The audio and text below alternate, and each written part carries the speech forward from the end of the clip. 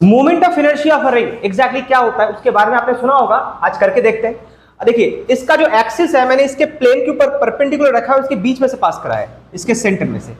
इसका जो है टोटल मास है कैपिटल एम, रेडियस है कैपिटल आर, और लीनियर मास डेंसिटी है लैम्डा, जो कि बेसिकली होता है मास पर यूनिट लेंथ, और वो क्या है बेटा आपका कांस्टेंट है। ओके अच्छा, अब ये ओमेगा वेलोसिटी से मूव कर रहा है, it is not important that much.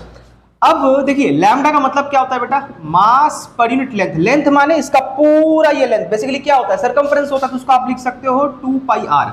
अब इसका पूरा मोमेंट ऑफ इनर्शिया निकालने के लिए ये देखिए बेटे है क्या, basically this is basically a continuous distribution, continuous mass distribution.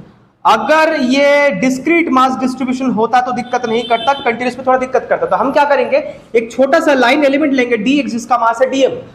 तो इस लैम्डा को मैं dm/dx भी लिख सकता हूं।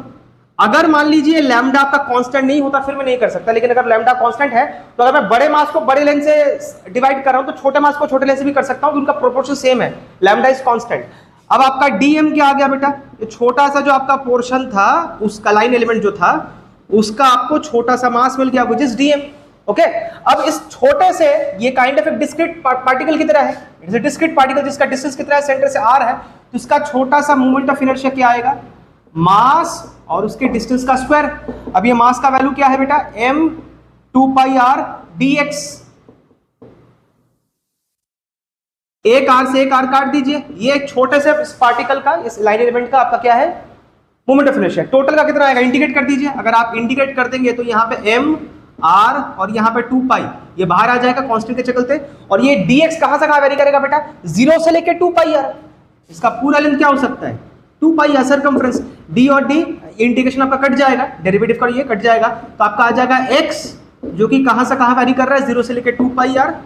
अब अगर आप फाइनल माइनस इनिशियल करेंगे 2 पाई r माइनस 0, तो आपको मिलेगा 2 पाई r।